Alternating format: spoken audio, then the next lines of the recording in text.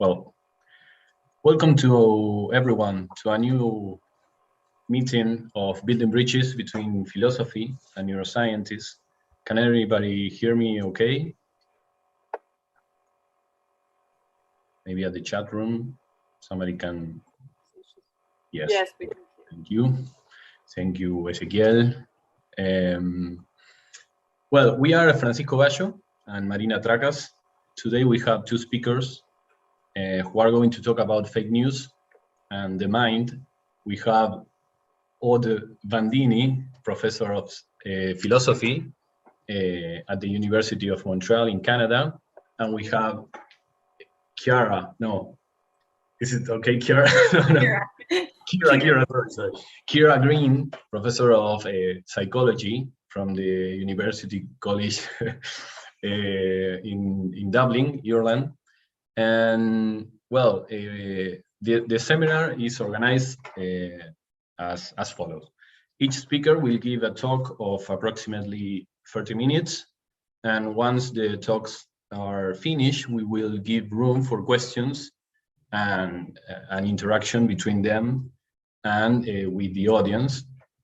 And we will start with Aude, which has her talk titled Fake News or Fake Beliefs. So Aude, whenever you're ready. Yes, thank you. Thank you very much. And thank you to both of you, Marina and Francisco, for organizing this event. I'm thrilled to be, at least virtually, in Argentina. I hope that next time I can make it in a more realistic way. Okay, so can you just confirm that you are seeing my PowerPoint? Yes, okay, we can see it. So I'm really sorry that I cannot give this presentation in Spanish. There's so much I can do. I can speak a bit of Italian, English, more or less, and German. Okay, let's go.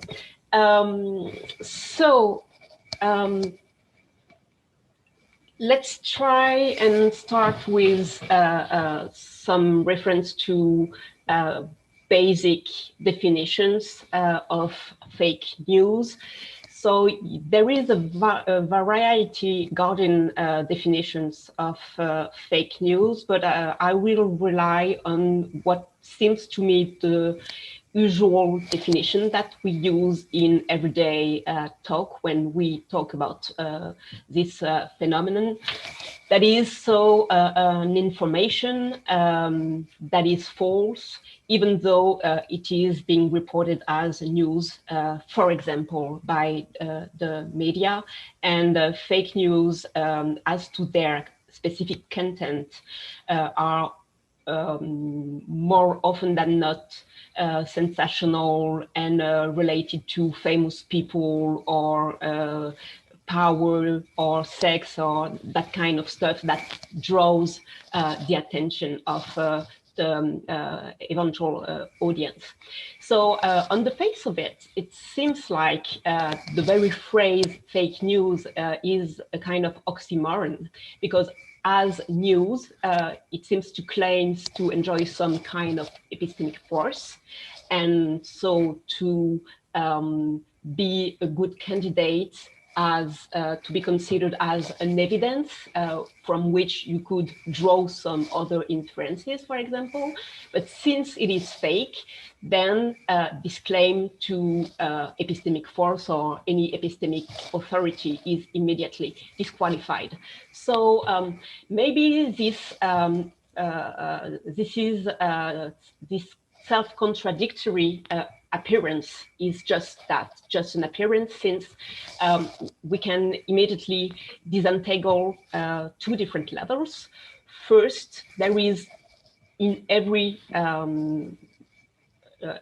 statement that is articulating some fake news, there is an assertion about some matters of fact, And then there is an implicit normative epistemic meta-statement about this assertion, saying that it is actually false.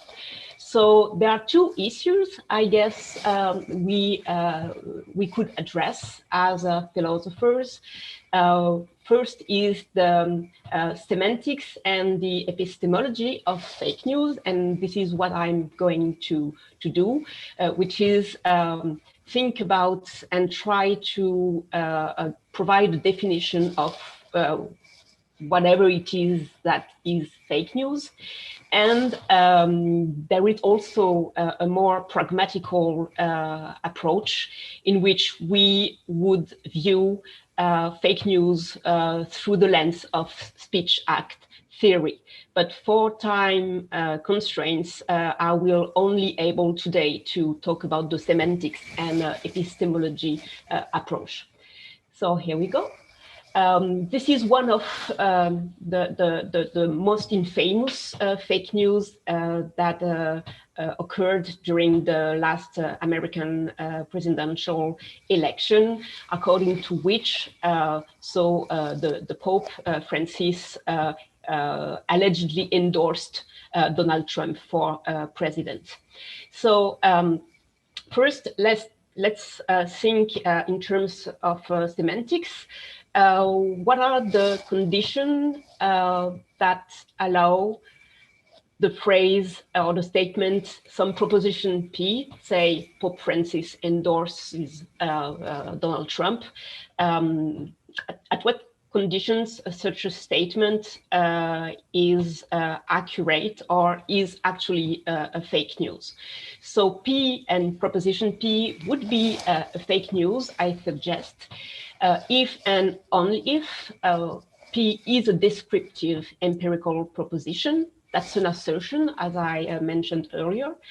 P is a proposition that is logically possible and intelligible, because otherwise no one will believe in it. So there is a logical constraint here.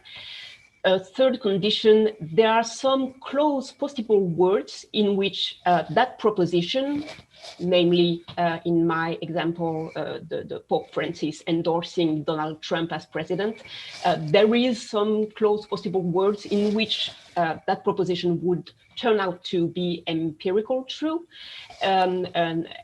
true, and that's I would just insist here on this condition, on this constraint that I call the news constraints by reference to the phrase fake news. So we have to get something that is both and captures the identity of news, and in the last clause, in our actual world, however, that proposition is false, and that is the way that I use to account for the fakeness of fake news. So if this description or semantic analysis of the phrase P, some proposition P is fake news, is accurate, we can also immediately see that accepting such a definition or such an analysis draws some normative and especially epistemic implicature, because if a proposition P is actually fake news, then one ought not to believe that P. I think that it is not under discussion whether we should or should not believe in fake news. But then we have a problem, which is that as an intentional object, fake news doesn't seem to be suitable for any belief. So what I would call a fake news belief, that is a belief reaching and being about some fake news, fake news belief cannot possibly exist. They cannot possibly be a thing. Why? Because just for what I mentioned earlier, if some proposition is clearly a fake news, there is no way that one either ought or can believe it, or even one that there is no way that one can possibly believe in it. So here you could immediately reach an objection and saying, what do you mean that fake news belief can't be a thing? Because obviously there are people believing in fake news. So you could object that I'm here guilty of a blatant conflation between epistemic norms and psychological facts. And so I would be guilty of some kind of intellectualist fallacy, that is to, from an epistemic statement, draw some factual or descriptive results or conclusion. So, well, arguably, fake news belief should not exist. The objection would go, and one ought not to believe fake news. However, like everywhere else in philosophy, ought implies can, and by consequence, fake news beliefs are indeed a thing.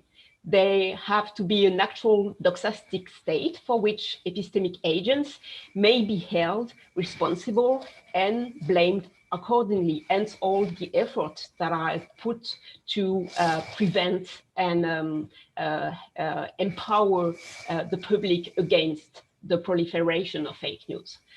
So then from this semantical consideration, I will go to the full-fledged epistemology of fake news.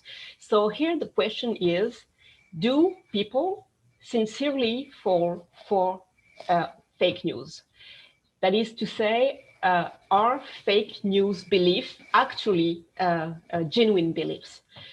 Well, obviously, at least some people do fall for fake news. Hence, all the fuss, and especially all the epistemological fuss surrounding that issue.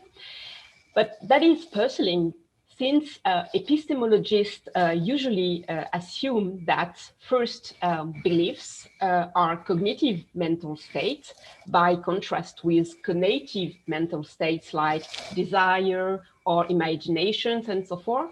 So as cognitive mental states, beliefs are sensitive to epistemic norms, more prominently truth and justification. Another current assumption within epistemologists is that the statement "as believes that P being whatever proposition you might think of, to believe that P is the case entails that you believe that the proposition P is true, or at least is likely. And vice versa, when a subject S believes that some proposition P is true, then you can expect that the same subject will believe that P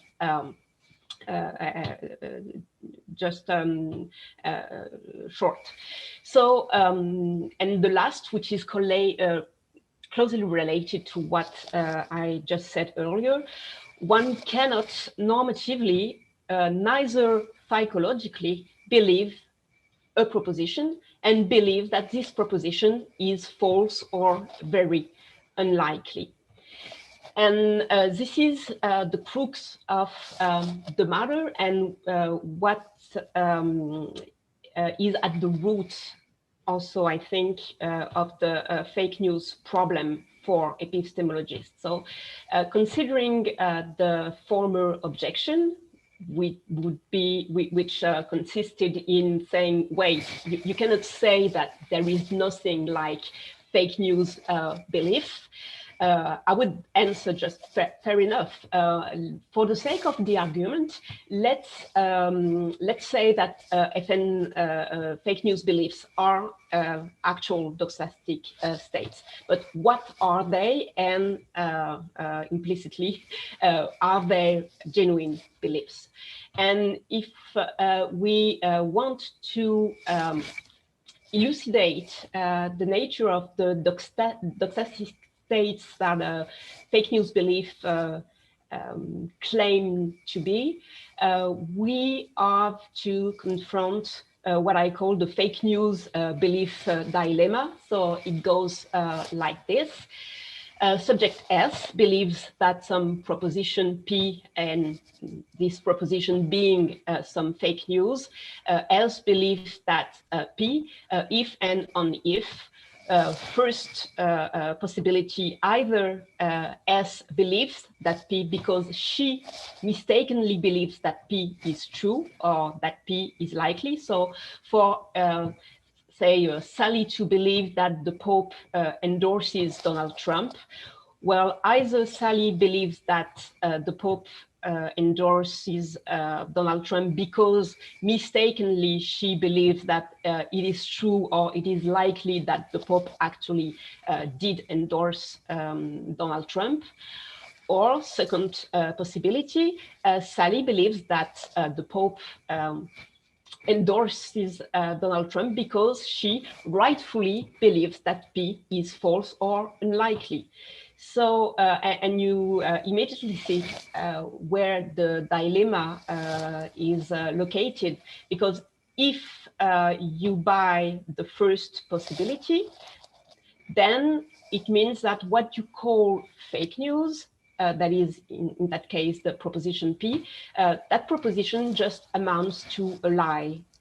Believing or a fake news belief, as I suggest to call it, would just be something like a lie. Now, if you want to make a distinction between lies in general and fake news, or falling and believing in a lie and believing in a fake news, then the condition for that I mentioned above, which is the condition of fakeness, must be both satisfied and she must be believed to be so by the subject. So obviously, the proposition one is a no-go. So let's turn to proposition two, and it is maybe even more strikingly false that an agent S could believe a proposition because she believes that this proposition is false or unlikely. So believing that P because you believe that P is false would be blatantly irrational. So for fake news to be believable, the condition three, the condition that I called news earlier, this condition must as well be satisfied and believed to be so by S. So in either case, none of those two horns of the dilemma are something that seems to be possible, neither normatively nor even maybe psychologically. So here again, you might raise an objection and saying, oh, well, your epistemic requirements about FN beliefs, fake news belief, are much too stringent, and this is why you cannot capture the doxastic state that fake news belief are. So, well, arguably, to have a fake news belief is not the same thing as being lied to or deceived by, say, some other powerful Cartesian evil daemon. And why cannot it be so? Because if that was the case, one could not be held responsible for one's fake news beliefs. So if you want to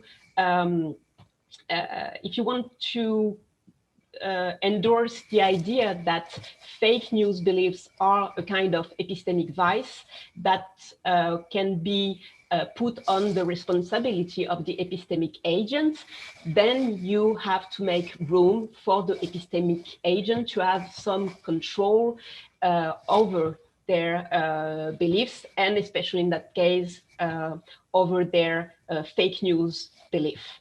So if fake news beliefs are not just like, say, any lies, then if fake news believing that P involves believing that the proposition P is true or likely, and in the meantime that the proposition P is false or unlikely, then, fake news believing or fake news belief amounts to some kind of self-deception or something like epistemic acrasia. So if you are interested in this distinction, we could come back to that earlier. While self-deception usually is considered to be the state of an agent that believes something and the opposite at the same time. Epistemic acrasia rather consists in believing something against your best epistemic judgment. So in that case, I know that I should not, all things considered, not believe that the Pope endorses Trump, but yet I still believe that he did. So there is here something that was really nicely put forward by Donald Davidson. So let's go back to our issue. So in both cases, which is the fact that to have a fake news belief, we need to consider that the subject believes that the proposition is both true and false, or both likely and unlikely. We can resort to the literature, the contemporary literature on self-deception and on epistemic acrasia. But that is not really helpful because, as you may know, if you are familiar with this literature, self-deception and epistemic acrasia are quite fascinating concepts, but they are very hard to grasp and to figure out. So in that way, your objection against my position could be that my explanation is anything but illuminating, and actually it muddies the waters a bit more, as if it was necessary. So how would I answer to this objection? Well, my position is that we do not necessarily need a full-fledged theory of self-deception or epistemic acrasia. Actually, I'm not sure that those things do exist. All we need is a sound theory of what I call, and in some earlier work, a sound theory of willful ignorance. So I do have a theory about willful ignorance that I will just describe quickly. So this is the definition that I suggest. So a subject S willfully ignores some proposition P if and only if first P, the proposition is true, because ignoring something that is false doesn't really make sense. I can choose to ignore that whales are mammals, for example, but I don't. I can't ignore in the right sense that whales are fish, say. So first, the proposition must be true. Second, the subject needs to believe or at least suspect that P is the case, or that P is true, or that P is likely. The subject needs to have some reasons and her interests, both epistemological and practical, may come into play. For some reasons, the subject views the proposition and the fact for the proposition to be true as either irrelevant for her or as an obstacle, a kind of hindrance for her well-being. Then the subject must have means to investigate significantly further on whether the proposition is true or not, but she willfully refuses to lead this investigation. And then she suspends her judgment as to whether P is true, and so she ignores that P. So I think that you can draw some routes or path from willful ignorance to fake news belief, if there is something that satisfies this description. So, well, willful ignorance does exist. That's not an issue, and it's pretty easy, even for epistemologists, to account for this phenomenon. It's a notably common strategy to neutralize unwelcome or sometimes irrelevant evidence and to artificially preserve beliefs for practical and non-epistemic reasons. So here you can see a common link with the condition of fakeness that I underlined earlier, because willful ignorance, practicing willful ignorance is a way to fake somehow a mental state. And depending on the context, willful ignorance can be either praiseworthy. For example, if I get an envelope and a letter, but there has been some mistake by the post services, so the letter is not for me, and I wonder what is in this envelope. And I can easily open it to know and then close the investigation, but I can also choose to respect the privacy of correspondence and just send the letter back. So sometimes willful ignorance is completely legit, but sometimes as well, especially in the case of the drug, the famous drug couriers scenario, it is obviously blameworthy. So what willful ignorance targets is the process of investigation, and it consists in putting this process on hold in order to preserve some ignorance. And as long as a subject ignores whether something is true or not, she may, on the other hand, gather as much as evidence she likes to make it easier for her to believe that P is actually not the case. So here you also have a dimension of fakeness and an epistemic dimension, a positive epistemic force that is related to the condition that I called news earlier. So let's just try to give an example. So let's say that proposition P is that the former President Trump lost the election. So as far as I know, this is true. And let's say that the subject, Sally, here suspects that it is true or that it is likely. Then she also suspects or believes that not P is false or unlikely.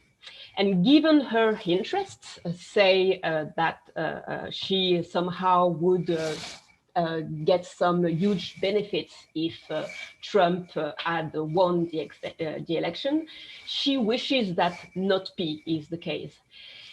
she has appropriate means to investigate and reasonably settle the question whether Trump either won or lost the election, but she willfully refuses to run this investigation, and she will henceforth suspend her judgment as to this fact. And instead, she seeks and gathers evidence that not be is the case. So maybe she followed Trump's tweets, or she's been watching to QAnon and all that kind of fake news providers. And eventually, it may be the case that she will end up with believing that not be, that is the fake news. So if this is correct, we would have a kind of transition leading from willful ignorance, or from a practice of willful ignorance, to the acquisition of fake news belief. But this is not warranted.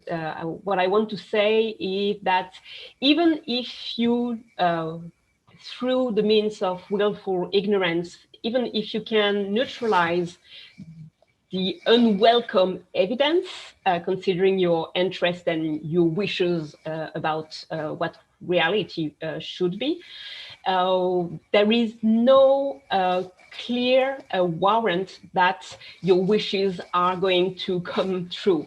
That is, we still have to deal with a problem of wishful thinking here. So even in my proposition here of an explanation of fake news beliefs in terms of outcomes of willful ignorance, well, the condition of news, the epistemic condition, is barely satisfied. And if it can be satisfied, then it would be only accidental. So to just wrap up, and as you will see, my proposition as an epistemologist about fake news is very modest. So our starting question was whether people actually believe in fake news, and is it possible? And if it is, how is it possible? And well, my answer is that yes, probably some people do believe in fake news. I think I have showed how it could be epistemologically conceivable. That would involve a willful ignorance strategy. And of course, it would be, in any case, epistemologically wrong through and through to believe in fake news. I mean, that would be, for those of you who are familiar with William Clifford's ethics of beliefs, that would be Clifford's worst nightmare ever. But, and that's why my proposal is very modest, if there are any fake news belief in the narrow sense, those fake news belief occurrences are probably very, very scarce. And I would think that they are pretty exceptional and highly context dependent. So you can somehow transition from the willful ignorance situation to the full fake news belief only if, well, the universe conspires to help you with it. Sorry, I just have to ask my clock to stop ringing. Sorry about that. So here, social environment, shared values, beliefs, practices within one's epistemic group are arguably prominent and very important. So that just to make it clear, my view is that willful ignorance is certainly necessary, yet it cannot be sufficient to bring about fake news belief. And so if fake news beliefs are a thing, obviously, there are the outcomes of a lot of epistemic vices like close-mindedness and epistemic insouciance, partiality, and what have you. But my general conclusion is that the phrase fake news is a shallow concept and to a large extent a misnomer, because it doesn't refer to any distinctive epistemological category. Its definition so far is way too loose and too obscure for it to be an operative concept in epistemology.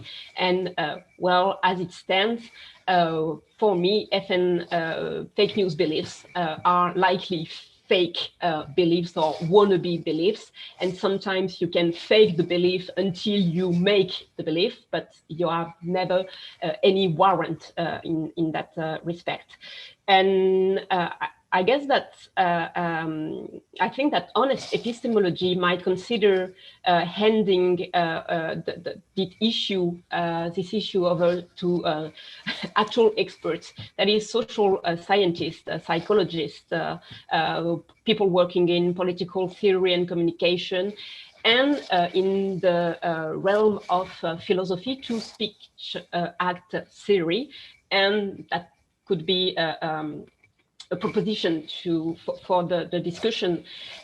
We could ask from the speech act theory, what would be the difference between stating fake news and stating a parody? Because there are a lot of confusions, and sometimes people get trapped by just parodies, like you have here two pictures that I took on the website The Onion. And of course, if you don't know what The Onion is, you might be gullible and believe that, well, aliens did postpone Earth's invasion to the coronavirus. So thanks COVID. Okay, I'll stop here. Thank you very much. Thank you very much, Aude, for this wonderful talk. So if someone wants to ask a very short question about what Aude presented, you can do it now. But if not, if you have more complex questions, it's better to wait until the end of the presentation. So you can raise your hands, you go to reaction, and there you can raise your hand. I don't think so.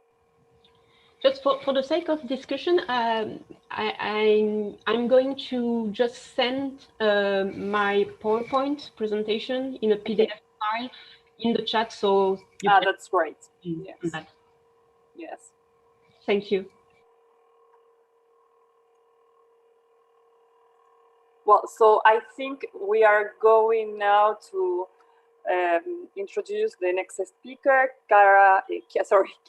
Ciara Greene. I'm sorry, the interference with the Italian name. So, Ciara, do you want to share your screen?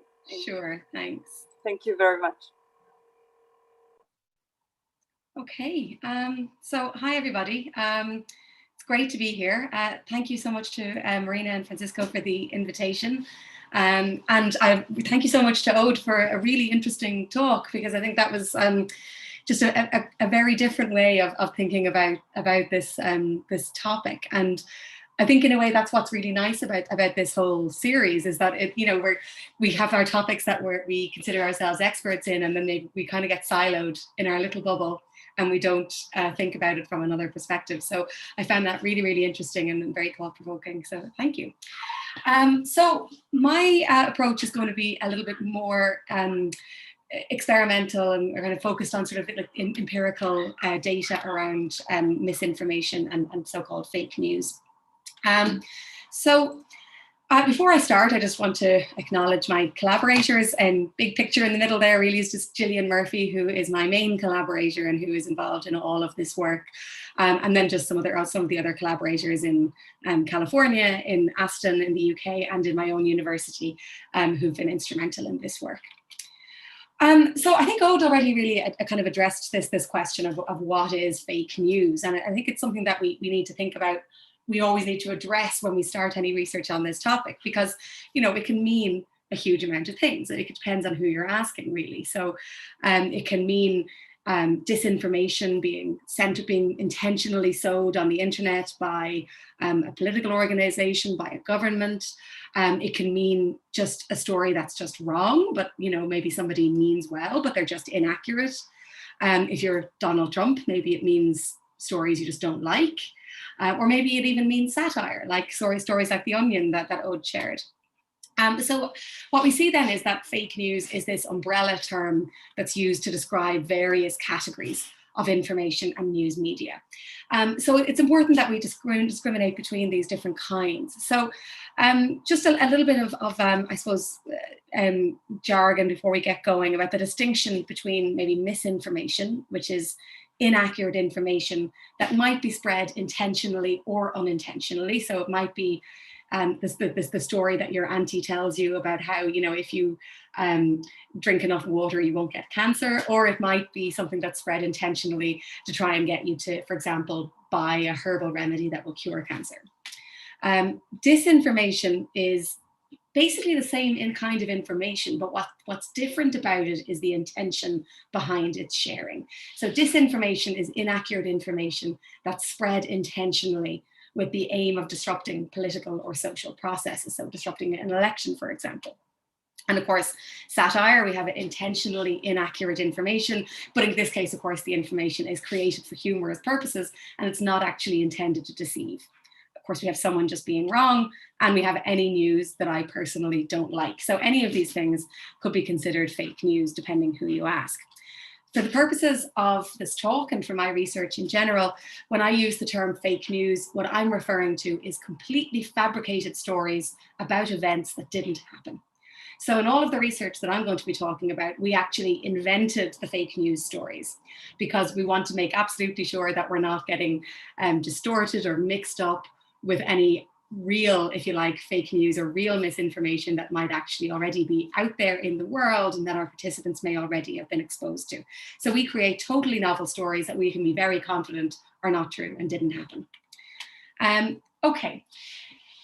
Part of the reason I suppose that I'm here today to talk about this, and that Aude is invited to talk about this as well, is that fake news has become this big sort of hot button issue that everyone wants to talk about, and there's been a huge rise in it, and in recent years, certainly a big rise in discussions of fake news, and in the conversations about this, both in the academic literature and in the media, the implicit assumption is that fake news must have grave consequences for our health or for our democracy.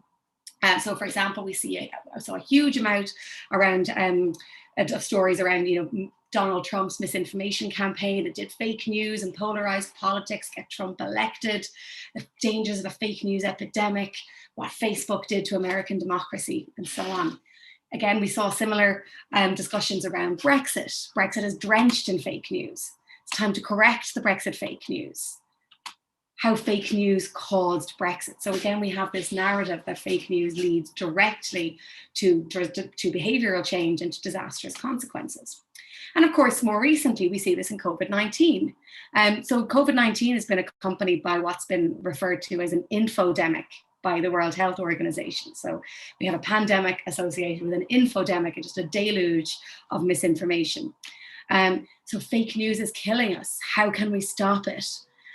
Doctors must tackle fake news. Again, we have this assumption that fake news must cause behavioral change. So you might be surprised then to discover that there is in fact basically no evidence at all about the effect of fake news on health behaviors. So we know that COVID-19, as I said, has been accompanied by this surge in online misinformation. So it's actually really critical then that we find out, what does this fake news do? Does it do anything? Probably. And if so, what does it do? So this is, surprisingly, I suppose, whenever I talk about this and in some of our recent papers, or if I tweet about our research, I get some pushback from people saying, of course fake news is bad, and they'll send you a lot of links to things about vaccines. And you kind of go, okay, but I'm not suggesting it's not bad. I'm saying it's an empirical question. And it's a question that we need to explicitly address. We need to measure the effects. We're scientists, so we need to know the answer. We can't just assume the answer. Okay, the next thing I want to talk about really in terms of the potential consequences of fake news has to do with memory. I'm a cognitive psychologist, my background is in neuroscience, and my interest in misinformation and fake news is generally derived from its effects on memory. And we know that when people see fabricated news stories or even photographs, doctored photographs of public events that never took place, they can come to believe in and even to remember those fictional events. And we know, in line, I suppose, really with some of the approach that Aude was outlining in her talk, this kind of belief, and in particular these false memories, are especially likely if the content of the fabricated material is consistent with what the participant already believes or wants to be true. Okay, so we construct these memories in line with our understanding of the world. A few examples. This is a study from Friend and colleagues in 2013. They reported that American conservatives were more likely to remember a fake scandal that involved Obama. In this case, this is a doctored photograph suggesting that Obama was shaking hands with the Iranian president at a particularly sensitive point in American-Iranian relations. And in case you're thinking, oh, well, that's just conservatives can't be trusted, they found that the opposite was true for a fake scandal about Bush. So liberals were much more likely to remember this event. And this event was suggesting that George Bush had taken a holiday with a famous baseball pitcher during Hurricane Katrina.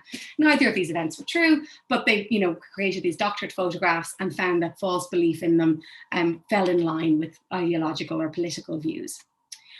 More recently, my colleagues and I investigated this in the context of an abortion referendum in Ireland. So in 2018, Ireland held a referendum to repeal a constitutional amendment that made abortion illegal. The referendum passed, so abortion is now legal. It passed, in fact, by very high numbers, but it was extremely contentious, and it was a huge part of the news cycle for a long time. So as part of this study, we recruited about 3,000 people, and we showed them various news stories about the referendum. And mixed in among true stories was a fake story. So we showed them either a story saying that the Yes campaign, so that's the campaign who was campaigning for abortion rights, that they were forced to destroy 25,000 campaign posters after evidence emerged that the posters were bought using funding from American pro-choice lobbyists. And our other half of our participants saw an identical story, but in this case saying that it was the other side, that it was the pro-life side who had to destroy their posters after receiving foreign funding. So of course, neither of these stories were true, but what we found was this very nice mirror image effect that participants were more likely to recall a scandal that reflected badly on the other side. So the green bars here were people who were going to vote yes, and you can see that they were more likely to remember the scandal about the illegal no posters, whereas the pink bars there was the people who intended to vote no, and they were more likely to remember a fabricated scandal about the yes campaign. So people's memories falling in line with their ideological position.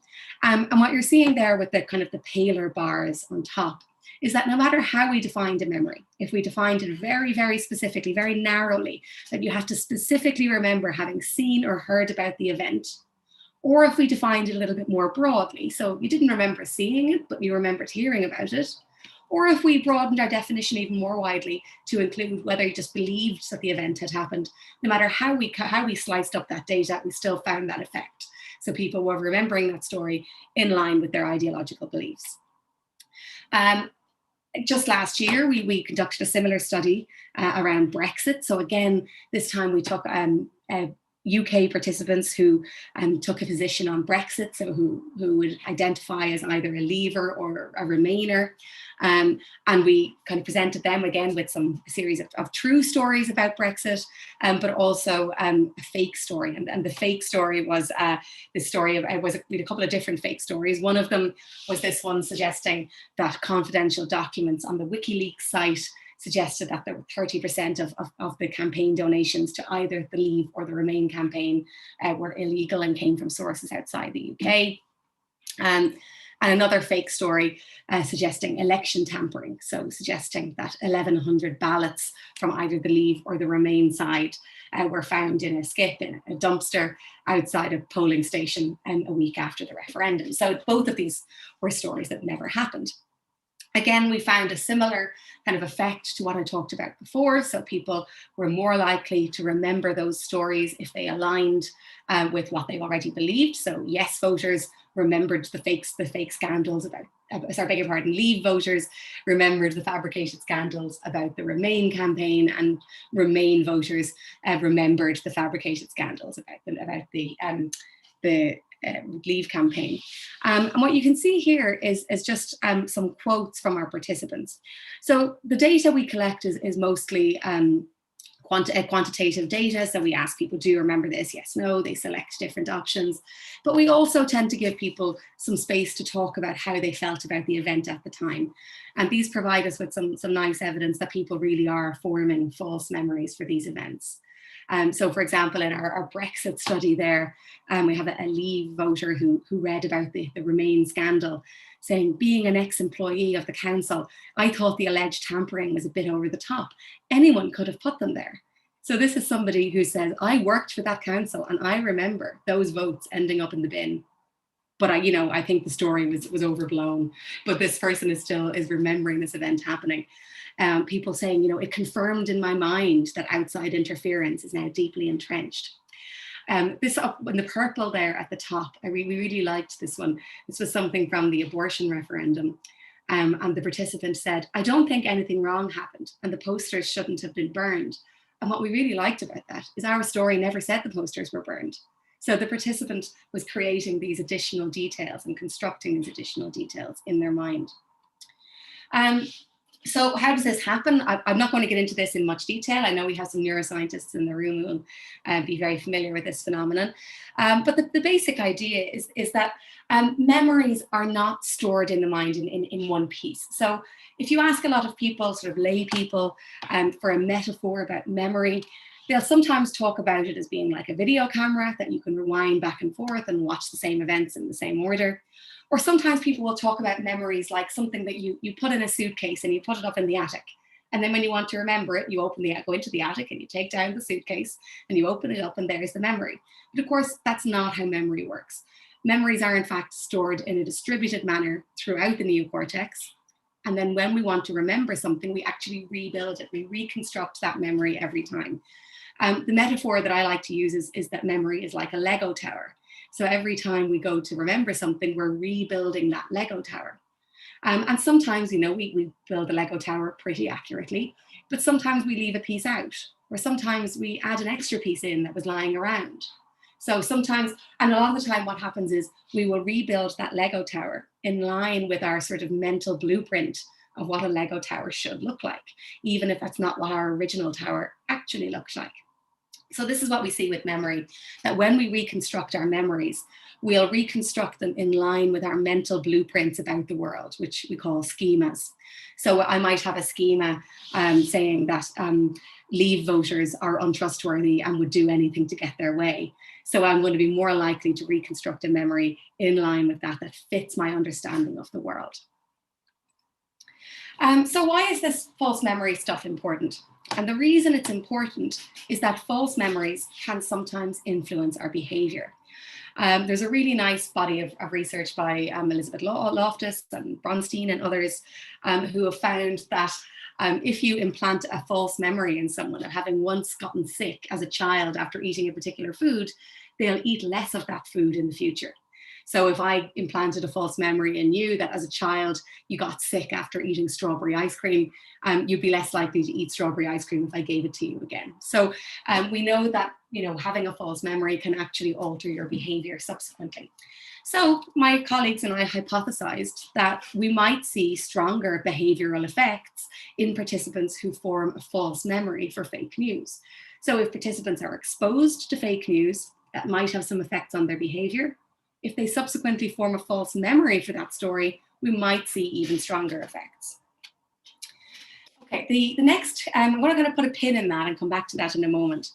The next thing I want to talk about very briefly is this idea of debunking fake news, about how we might counter fake news. So there's lots of ways that we might do this.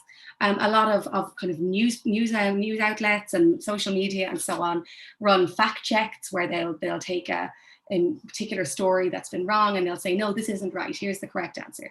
This is from thejournal.ie. It's an Irish news website, and they're fact checking particular claims about COVID-19 deaths, for example. Facebook has a different approach. They say, you know, go here to find out about facts about COVID-19. And, you know, if somebody posts a tweet that maybe posts a post that mentions COVID-19, they might link to this and say, go to this page and find out about COVID-19, but they're not directly addressing the content of the misinformation. Twitter, again, might hide a particular tweet and might say, oh, this tweet contains some misinformation. And this conflicts with evidence about COVID-19, for example, and they would direct people to a link where they can read about COVID-19. So there are lots of different ways that we can try and debunk misinformation. And we've seen a lot of this coming up around the COVID-19 pandemic. So we know that misinformation can be sticky. So it can stick in your mind and it's very hard to get out of it. While Aude was giving her talk, I noticed she mentioned that the fake story about Pope Francis endorsing Donald Trump. And I would just be curious whether anybody in this talk heard that and thought, oh yeah, I remember that. And actually, for a moment, I thought maybe it was true, that maybe you remembered the Pope endorsing Donald Trump rather than just remembering that the story was fake. So sometimes we'll find that even after something has been debunked, participants will still remember the event. They might not remember the debunking, but they'll remember having heard something about this. So that's one thing. Misinformation is very hard to debunk. Okay, so once it's in there, it's hard to get it out. The second thing is that there's a lot of fake news around. So debunking and fact checking often can't keep up. So there's an argument that it might be better to try and prevent people from accepting misinformation in the first place. And this is where warnings come in. So we see kind of general warnings being used by governments. For example, this is a poster from the UK's Don't Feed the Beast campaign. Be careful what you share. Things aren't always what they seem online. In Ireland, there was a campaign called Be Media Smart. There were various news and radio ads telling people, you know, think about what you share, be careful, not everything you hear is accurate, and so on. But we don't know whether or not those kinds of warnings are effective. We have no evidence on that, whether those warnings are effective at all.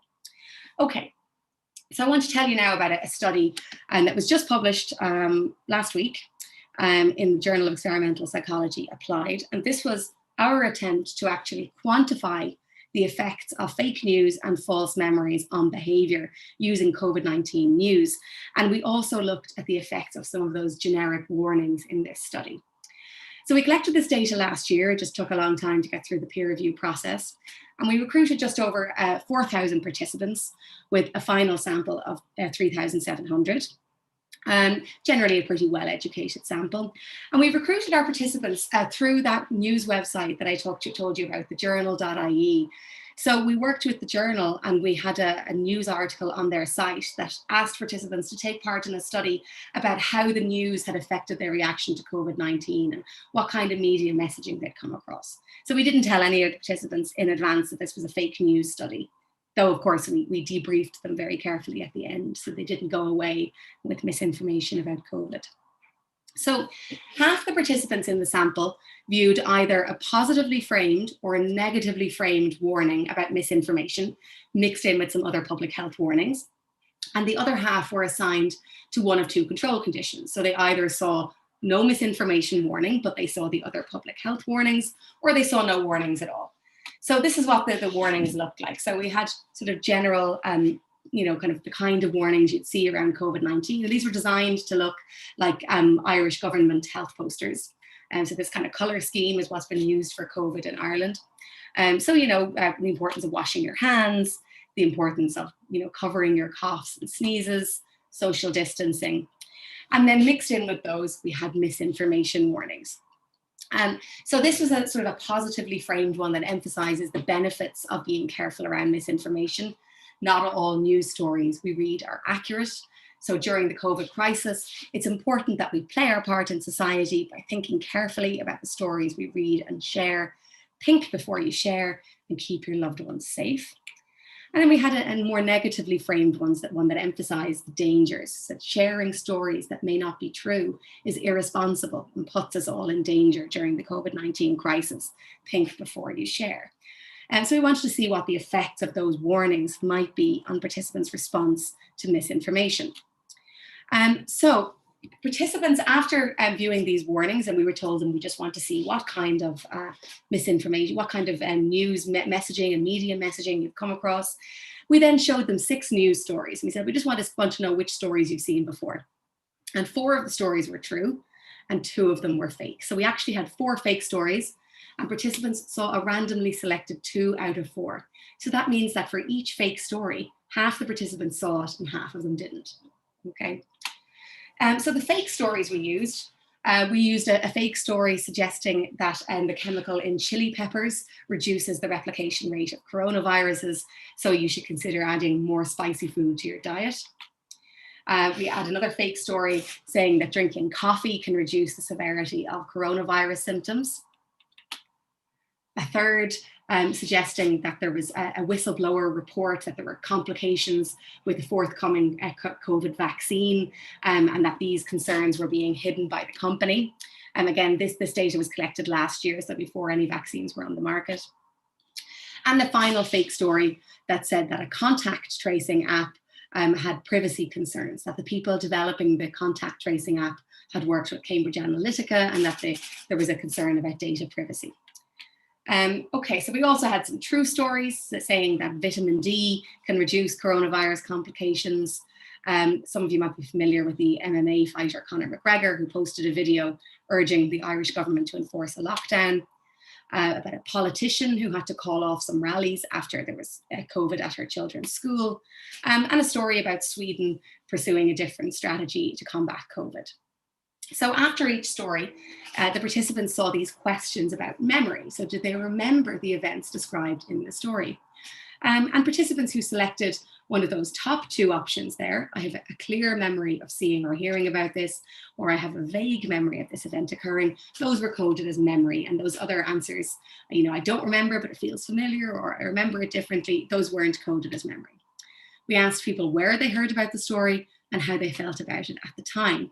And then at the end, we gave them a series of these intention statements. And we asked, well, which of these things do you plan to do over the next several months?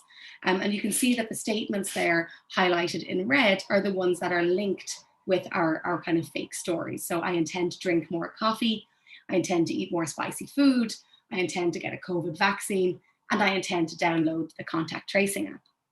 So these were intended to measure whether or not those exposure to those stories had effects on what people actually intended to do in their real lives. Participants also completed a whole series of measures assessing individual differences in how much they engaged with media about COVID, how anxious they were, how much they knew, and so on.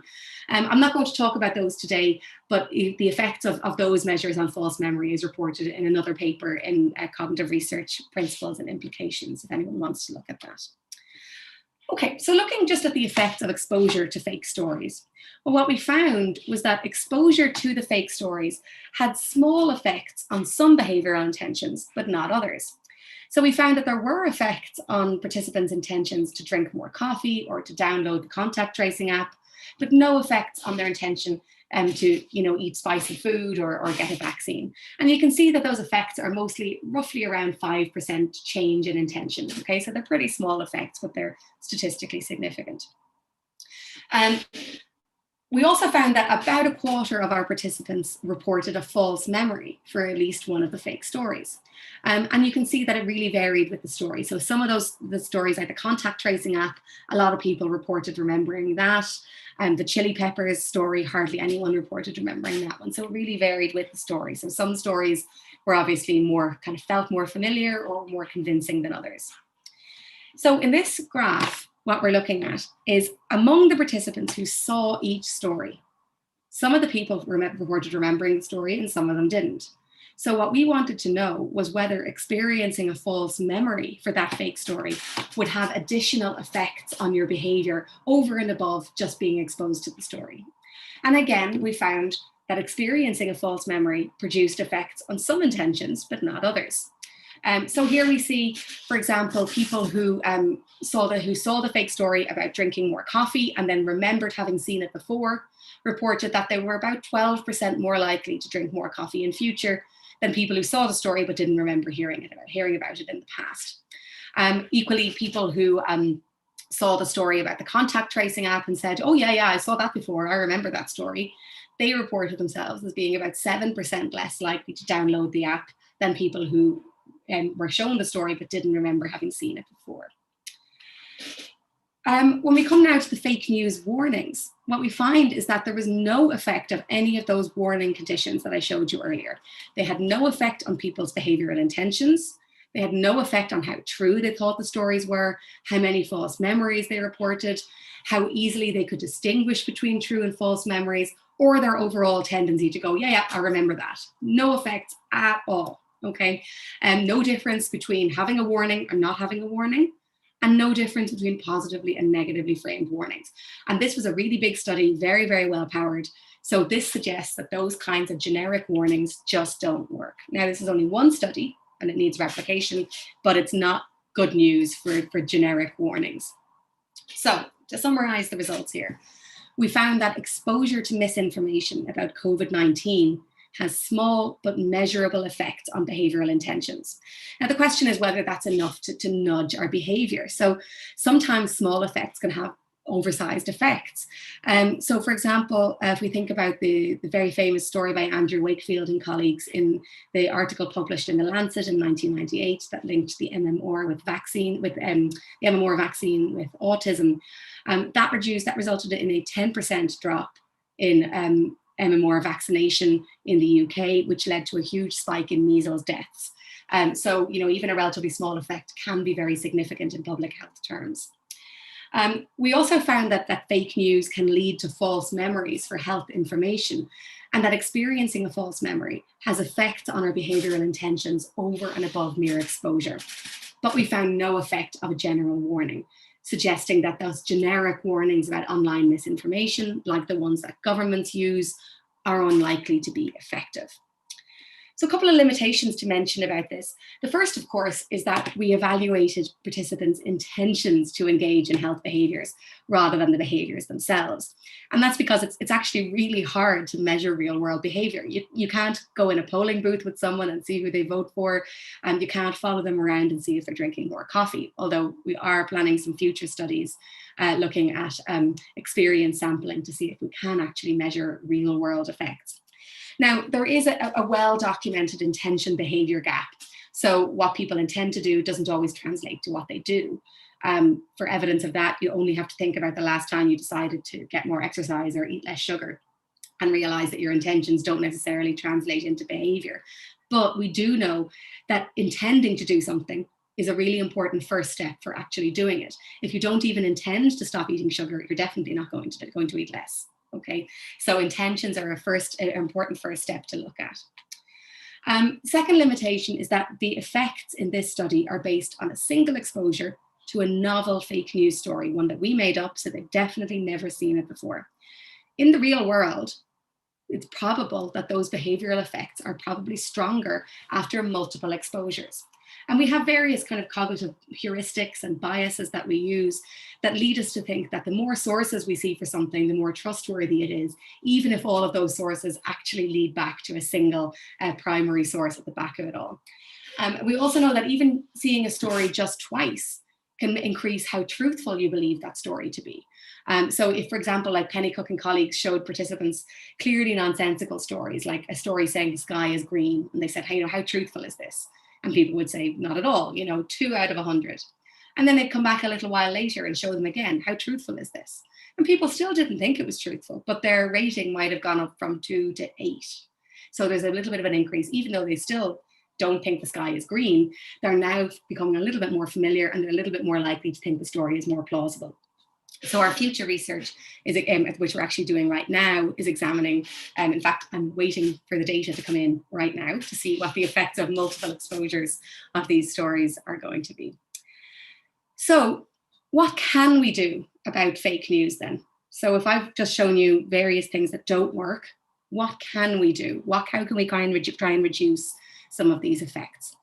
Well, one thing we can do is immediate fact checking. So if you're fact checking something, the important answer is that you should always state the truth and don't repeat the lie. So if you remember, I talked about how repeating a particular story increases how truthful it seems.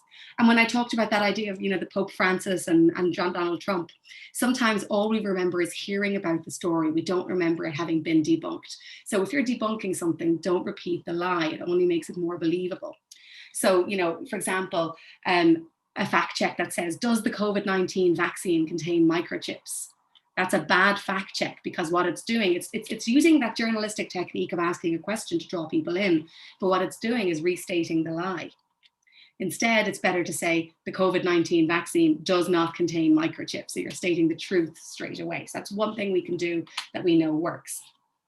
There's some evidence for accuracy nudges, that just asking people to rate the accuracy of a particular story, like is the sky green, before they see any potential misinformation, encourages people to slow down and to think about accuracy. So I think there's, again, this nice link with what Aude was talking about earlier, about what people, when people are, believing or sharing misinformation, to what extent are they kind of cognitively engaged and really fully believing the information? And a lot of the time they're not. A lot of the time they're just kind of going on pretty much on autopilot, sharing things, saying, sure, that seems plausible, and not actually stopping and saying, wait, do I think this is true? So there is some evidence that accuracy nudges that encourage people to slow down and consider accuracy can actually reduce the effects and reduce belief in fake news. So showing someone the story, and rather than just, oh, is this something you want to share? Do you think this story is true? And that's going to reduce effects. There are also some more kind of efforts that try to kind of inoculate participants against the effects of fake news. So for example, Basil and colleagues created a game called the bad news game, which is where you take on the role of a bad actor, and you sort of try and gain badges as being kind of a spreader of disinformation on social media. So you share stories and you get badges for being a conspiracy theorist and using emotion and so on. So, you gain followers through this game by, using hashtags and learn. So essentially what this does is it teaches participants about the kind of techniques that are used in the sharing of fake news. And the evidence seems to suggest that it is effective and that it does reduce people's belief in fake news. And then one final thing I want to talk about, which is some work that's in progress at the moment with my colleague Louise McHugh. And we're doing some work on psychological interventions that can help people recognize whether or not what their cognitive processes are and interrupt that sort of automatic reconstructive process that leads you to say, yeah, something that aligns with what I want to be true is true, and I remember it. And one of these techniques we're looking at is something called cognitive diffusion. And this is the idea that trying to train participants to realize that their thoughts are thoughts rather than reality. So the idea here is that sometimes people become fused with their thoughts. So you might have a thought like, I'm a failure, and you fail to realize that that's just a passing thought. It's not actually objective reality. So in a clinical context, this kind of intervention would train you to realize, I'm having the thought that I'm a failure, and to have some distance between your thoughts and to realize they don't necessarily reflect reality.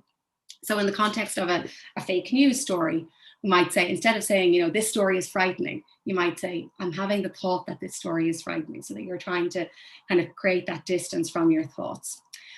So we ran this study looking at stories relating to immigration in the UK. So for example, we showed participants a fake story suggesting that immigrants receive over 50% of social welfare payments in the UK. Not a true story.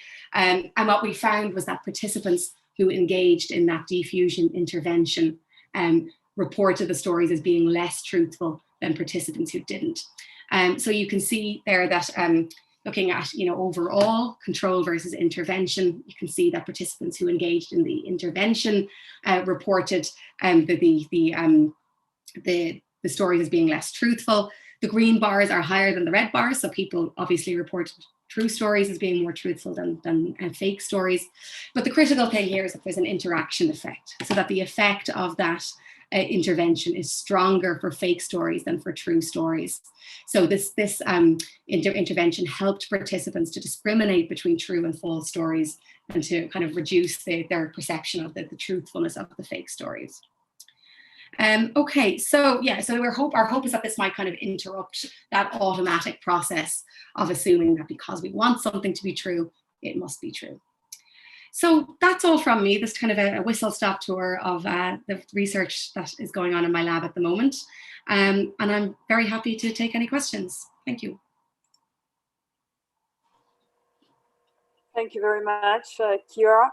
So it was also a wonderful talk, very interesting.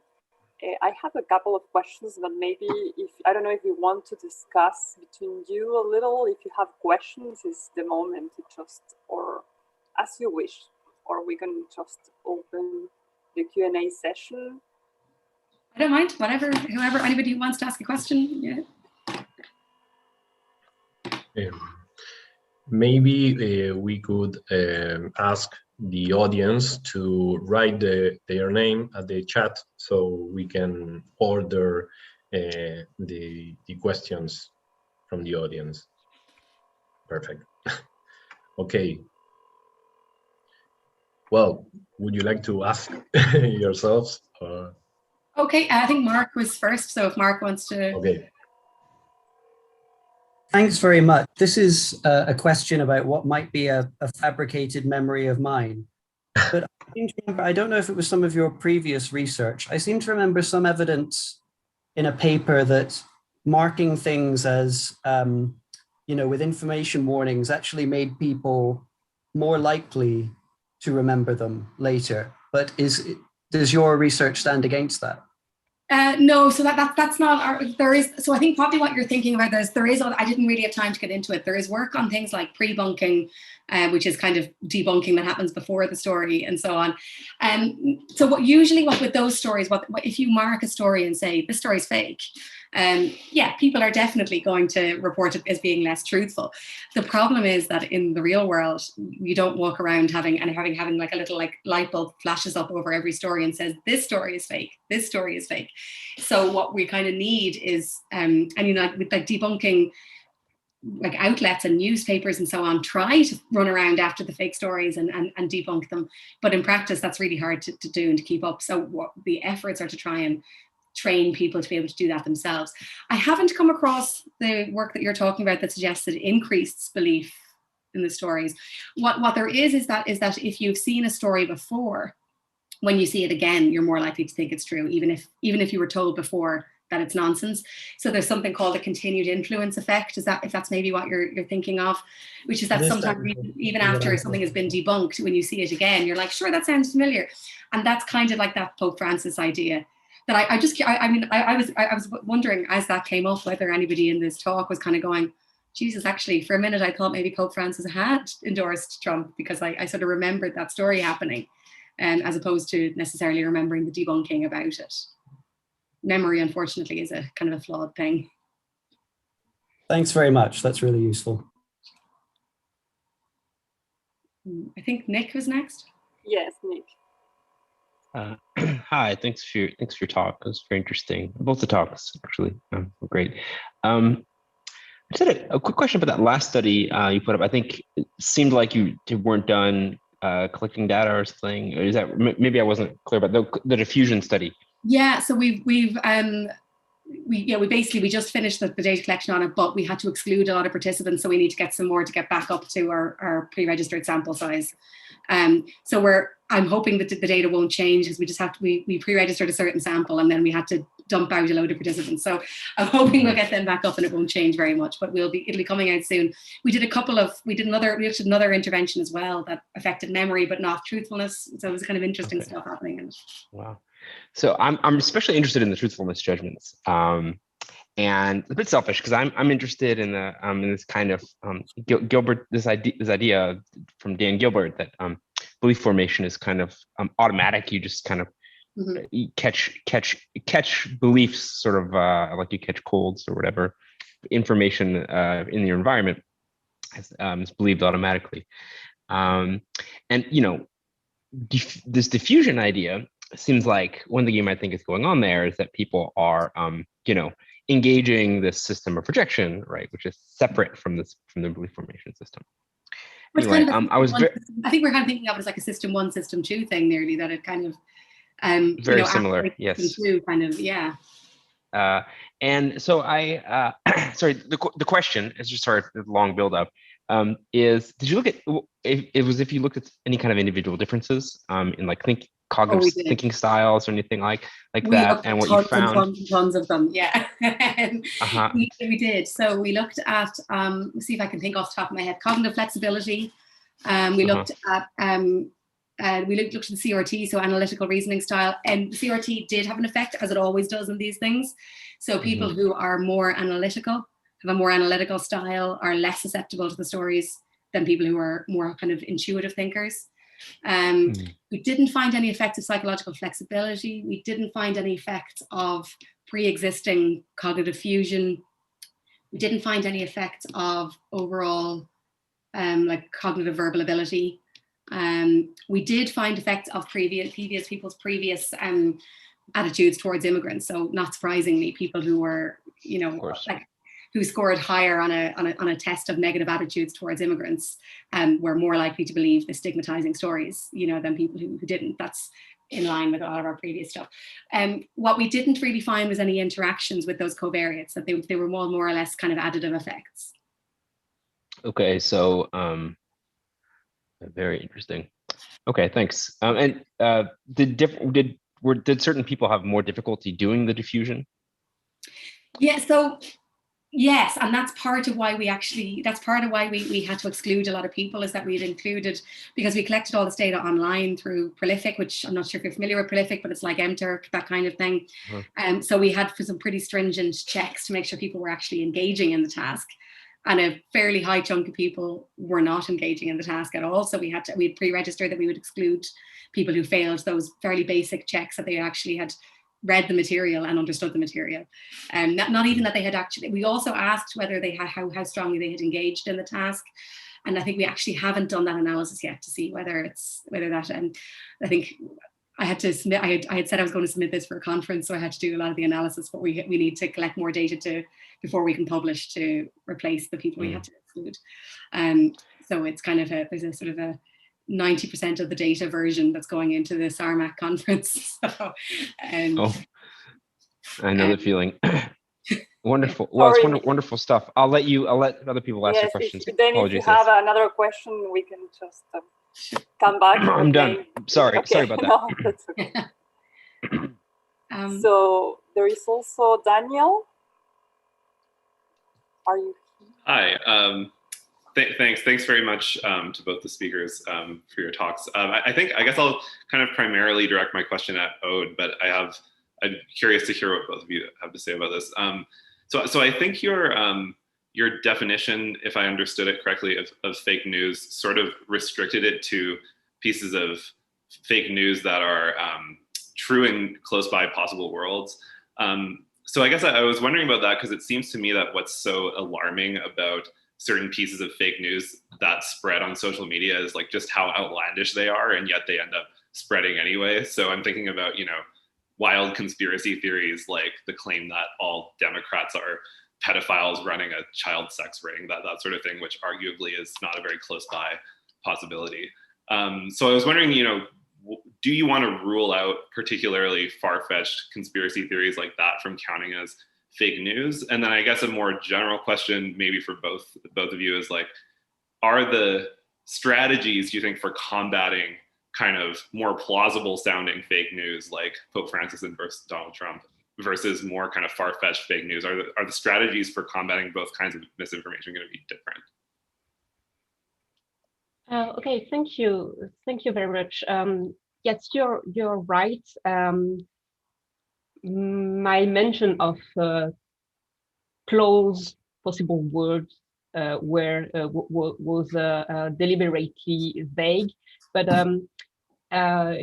you might find a nice answer to your question in Kasim Kassam's work on conspiracy theories.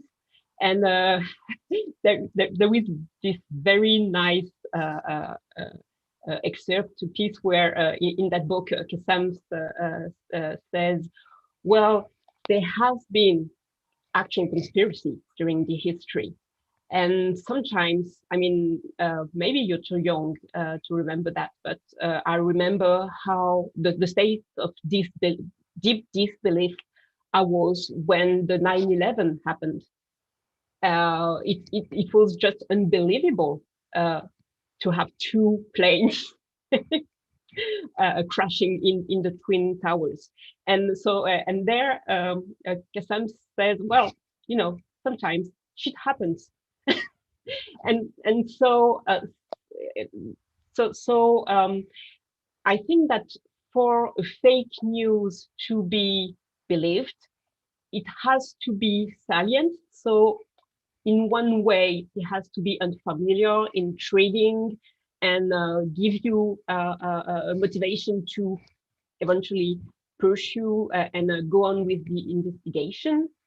But of course, you won't have any fake news about trivial stuff. Well, you know, how much sexual chromosomes platypus do have. No one is gonna produce any fake news about that. But for personal reasons, I know that 15 pair of sexual chromosomes. But on the other hand, they must not be overtly or outrightly on the face of it absurd, self-contradictory, and make any sense. And as a philosopher, it's hard to not relate that issue to David Hume's critique of miracles. And he has, well, all our psychological mechanisms dispose us to not believe in miracles because it's just the breaking of every law in nature. Yet some person do believe in miracles. So how is it? And then I don't think that the answer is in individual psychology. It's social, obviously.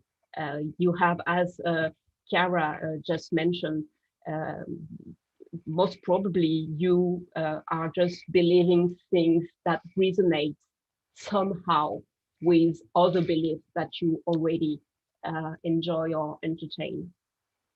So there is and just to wrap it up, I guess that a lot of fake news as speech acts fail.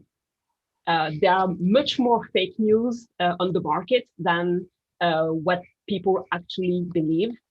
And there are much more lies, probably, and falsehoods than what people actually believe.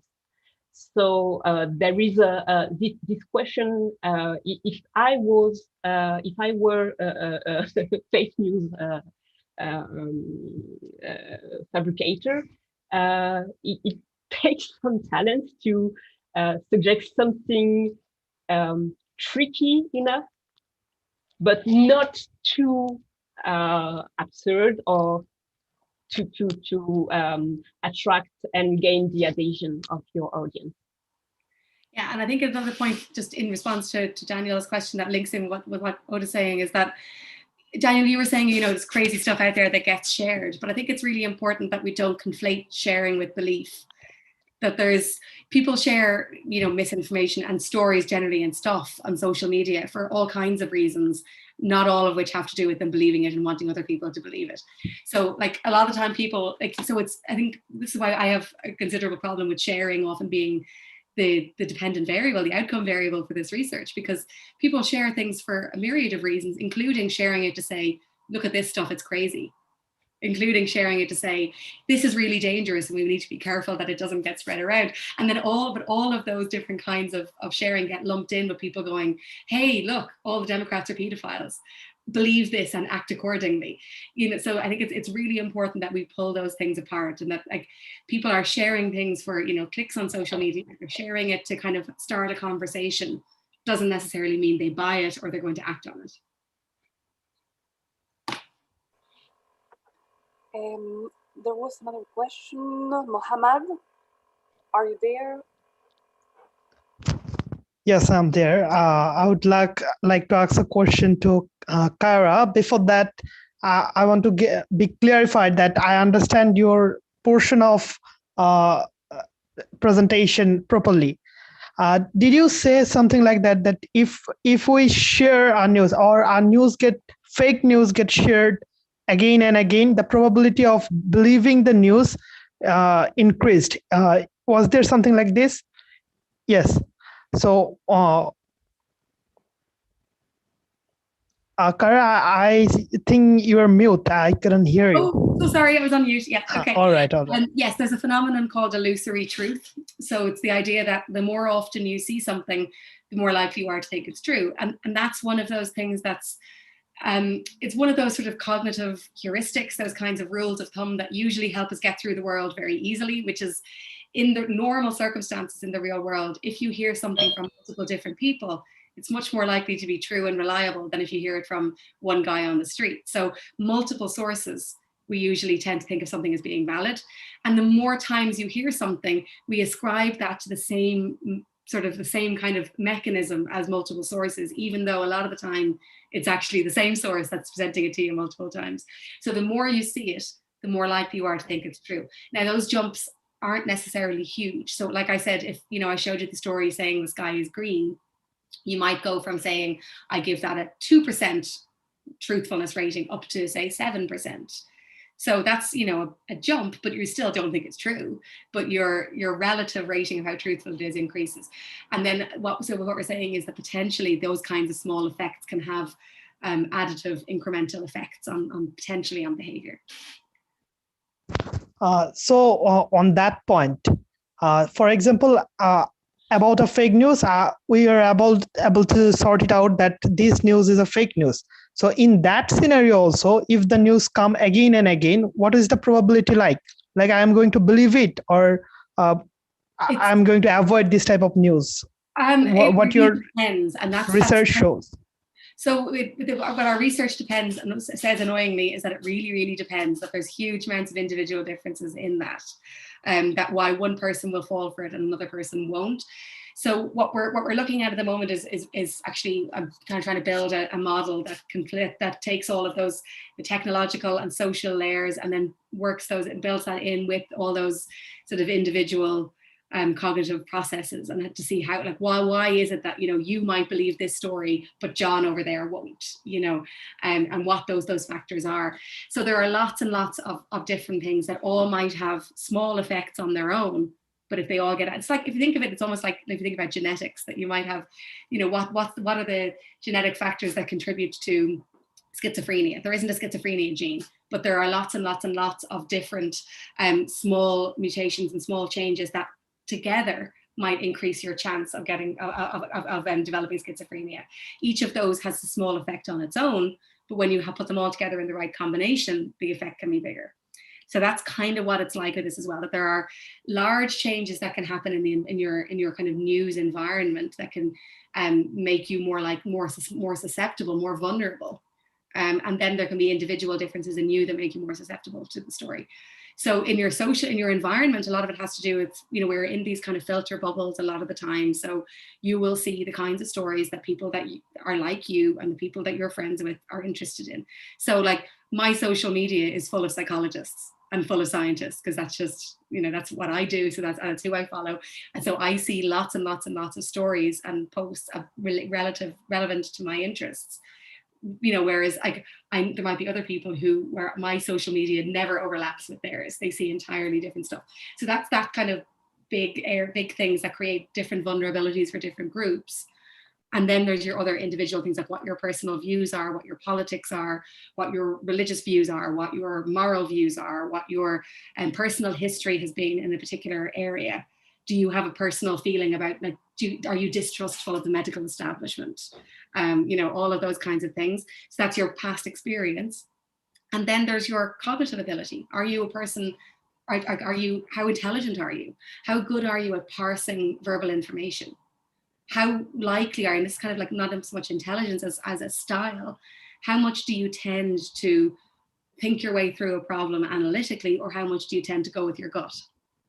All of those kind of individual factors interact with those larger kind of social and dynamic factors to create your personal niche and your personal susceptibility.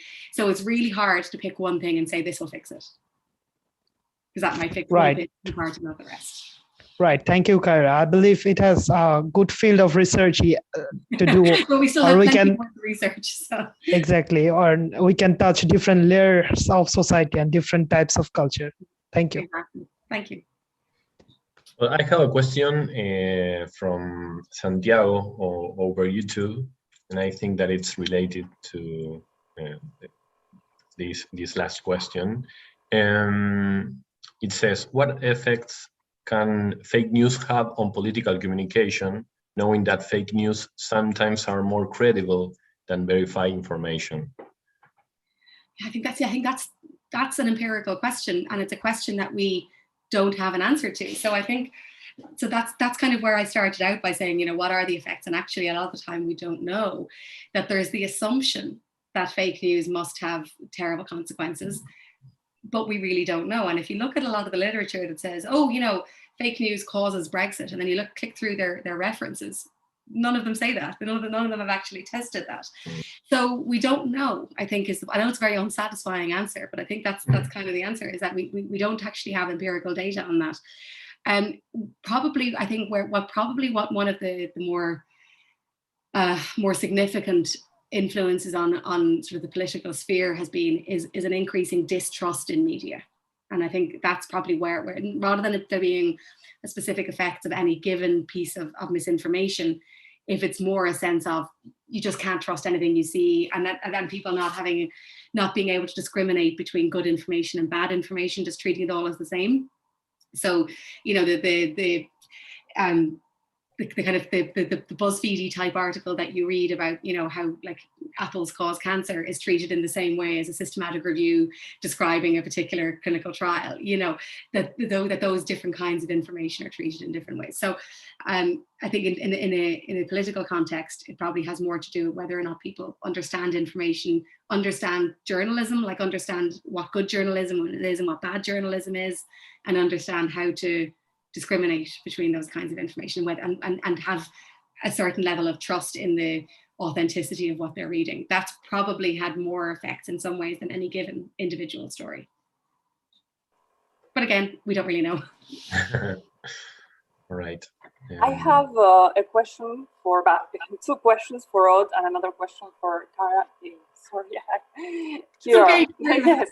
Well, so Aude, so I was thinking about your presentation and the way that you conceptualize the willful ignorance, right? So you suppose that people in general, they have appropriate means to investigate and settle the question and arrive to something true. So, and I have the impression that what at least all this COVID-19 misinformation or infodemic showed is that sometimes it's very difficult to get to know where to search, right? When there was all this information about the kind, for example, the case of the hydroxychloroquine, I wrote it down because it's very difficult to pronounce.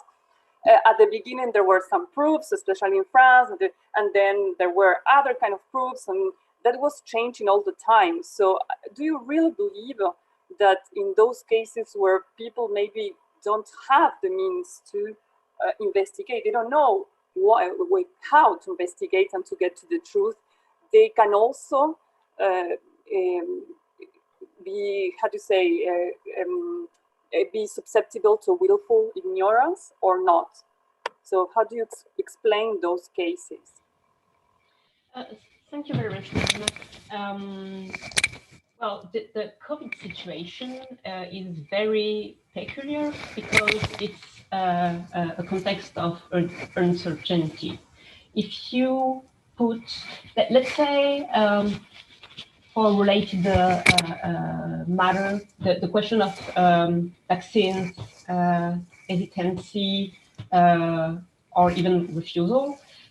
In the case of should I get the COVID-19 vaccine, well, we are still waiting for studies and especially about the long-term side effects that treatment can have. But on the other way, I mean, smallpox and polio were eradicated.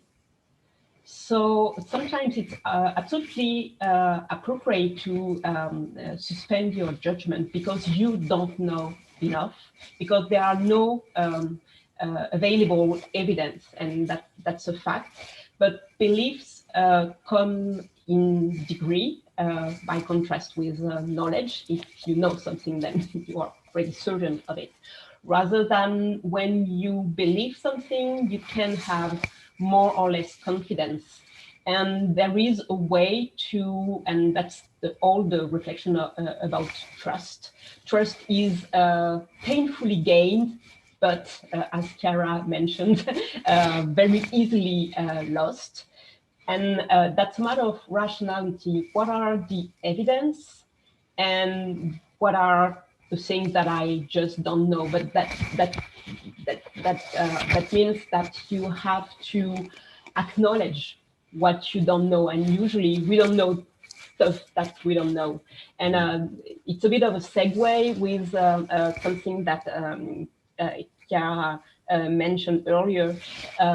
Sometimes you don't have, and it is used for obviously political means or financial means.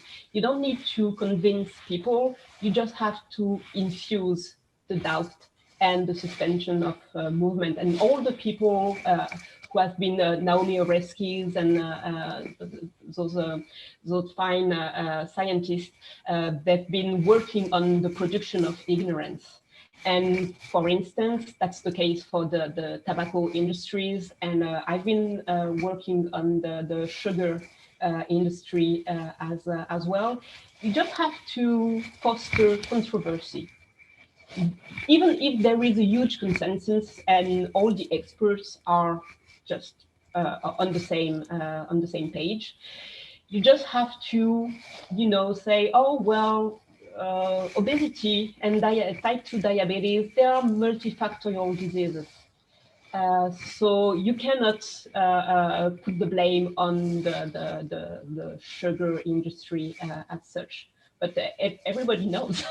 Well, all the climate change is the perfect example of that, isn't it? But like, you've got like a 99% consensus among scientists. But and yet, I remember being shocked recently that I was just chatting to a neighbor, and something came up about climate change, and she was like, "Oh, but scientists don't agree on that." And I was like, "Oh, they do," but she wasn't a scientist, and she had just had imbibed this idea that, they're still discussing it, they're still arguing about it. So I don't need to worry about this yet because even the scientists haven't agreed. Because you're right, they just all, like the successful effort of just injecting doubt into the scenario where doubt doesn't really exist, but it creates that sense that it does. And therefore you don't need to act, you don't need to worry about it. You just opt out. You don't engage in the issue at all. I think that's very influential, and it's a subtle technique, and it works very well. Well, I have a question on that specific point. Why not use doubt as a tool for preventing fake news? For example, spreading the mechanisms that how fake news are created, or how unreliable are we as interpreting information, so schooling about how difficult it is to actually know something, and how easy it is to manipulate information. Maybe that's there is some stuff on that, like that, that bad news game that I was talking about is about trying to help people understand how that works. But I think there's a danger in giving the impression that, we can just never know anything, and that, that we, that because then we're in that thing of saying, that there's, experts don't know anything, and expertise is a waste. And I know I can know as much about cancer by spending an hour reading on Google as an oncologist, or, and of course you can't, because we end up devaluing knowledge and devaluing education and expertise and skill. By saying, and then all you do is create, like Aude was saying, you create this sense of sort of a disengagement, you know, that if you say, well, nobody can know anything and you can never really know the truth, then you just go, well, why would I bother? I'll just opt out. I just won't engage in any truth-seeking behaviors at all. Well, but not in up to that point. Maybe you can just acknowledge that you cannot learn from something complex by reading a news article, for example. Yeah, but I think we want to be very careful about, like, there's a line between saying, you know, okay, look, you have to look at the evidence and you have to look at consensus, but we also don't want to just have arguments from authority that just say, because somebody important says it's true, you just need to accept it's true and never think about it.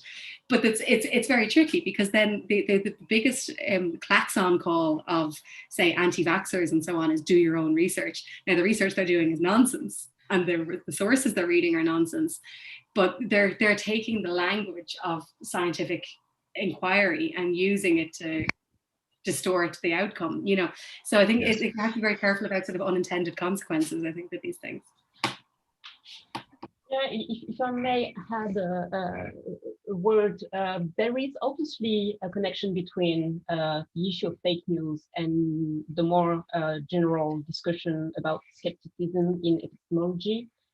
And somehow fake news are just like radical skepticism scenario, like you are just a brain in a vat and this is the matrix and blah blah blah.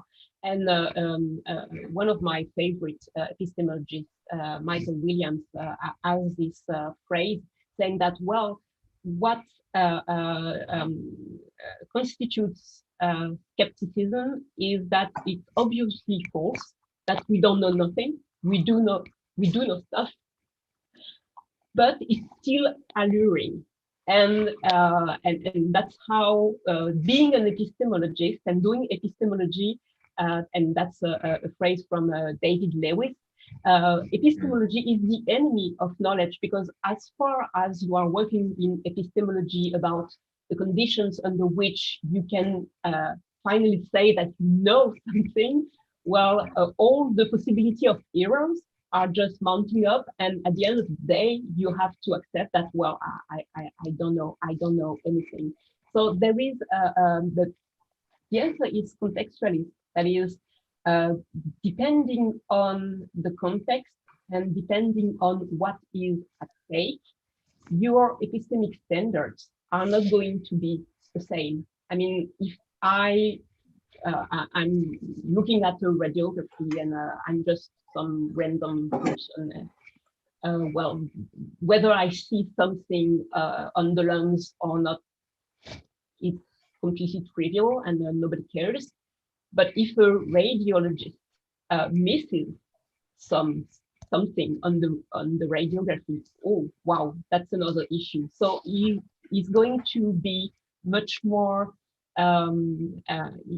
He's going to have a lot of higher epistemic standards and requirements before he ends up with some conclusion. And of course, there will always be some part of uncertainty. But come on, we do live. I mean, it's probable that a dragon is going to attack me when I go out. Well, I'm going out anyway.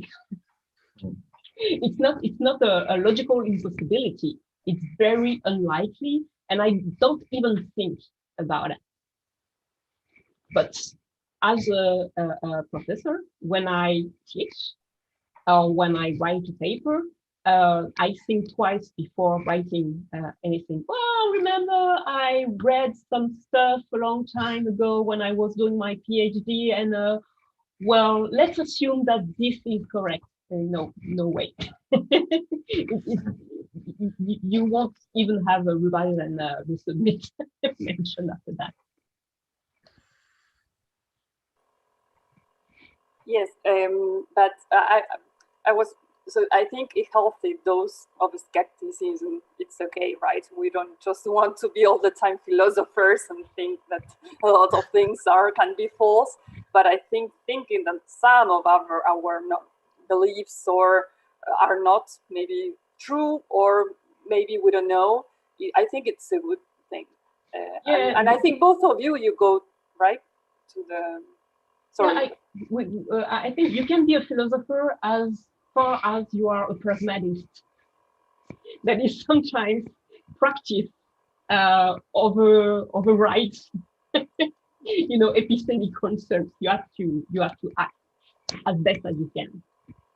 Yeah, I think a lot of the time what it comes down to is, whether people, we can use the language of epistemology or we can use the language of science. It doesn't really matter what language we use, but I think what matters is whether people understand the process of knowledge. Like, do they know how we know things? Do they know how knowledge is gained? That it, like, for example, that idea that's constantly repeated, that science isn't a body of knowledge, it's a way of knowing. That idea of understanding. Like, can we, if maybe that potentially one of the solutions is to teach people how to critique stories, how to look at something and go, I'm not going to say this is fake because Professor so-and-so said it's fake. I'm going to say it's fake because I can see that if I look at it, it doesn't hold up to scrutiny. And I can see that the evidence isn't there for it. And I understand how to do that. I understand how to find out what the source is. If they say, asparagus cures cancer, well, okay, based on what? So I think that idea of, like, if we can maybe, and I think maybe that comes back to what Francisco was saying about trying to, to teach people about the boundaries of knowledge, but not by saying we know nothing, by saying here is how we know what we know. We don't know everything, but here's the process of how you get there. And by understanding that process, you can start to discriminate, useful information from useless information, maybe. Might be easier said than done. And it's pricey cognitively in times and yeah, absolutely. And I think that's the big problem, I think, with a lot of, so that's why we have things like I was saying about the accuracy nudge stuff and that kind of thing, because the idea behind those is that people don't need to be already primed, ready to go. It's that you, like, in the moment you can be like, hey, think this way, and then they'll do it. But what, like, our stuff with the warnings and so on is showing this, even if you tell people all about this stuff, hey, you need to be careful about what you're reading, you need to think about it, and they read it and go, oh yeah, sure, that's important. But then they encounter a news story and they don't join the dots. They don't see that thing they read earlier on has anything to do with what they're reading right now. So we're, like, getting people into that space where they're almost automatically thinking that way. And we don't. I mean, one of the questions earlier on, we were talking about this as well, and I mentioned about, system 1, system 2. There's lots of different terminology used to describe this, but the idea that a lot of the time our cognition is just intuitive, quick, by, you kind of go with your gut, and it's really, like you say, cognitively pricey. It's hard to switch into that more thoughtful, reflective style, and you kind of have to be forced to do it. It uses up a lot of your kind of mental energy budget, if you want to put it that way. And trying to get, and we know that getting people to do that works, but how you get them to do it is the really hard part. I think, Marina, you had questions, and if I may, I would have a question to Ciara as well. But later you can go. Yeah? You can go on. Oh, yes. Okay, thank you very much. So I had not had the opportunity to say it, but thank you very much. Unfortunately, psychologists are there to do the field work that we philosophers can't or don't want to do. We don't like to get your hands dirty. Yeah, because sometimes empirical data prove us wrong, which is very very annoying. Yeah. So I don't know whether you have heard about the work of my colleague in Paris, Hugo Mercier. He recently published a book called Not Born Yesterday. And it's very interesting because he argues against this common assumption that we are very gullible for evolutionary reasons and blah, blah, blah. And he has all this argument backed, especially by work, empirical work in developmental developmental psychology in young children about how good actually children and humans generally are in putting their trust in the right source of information.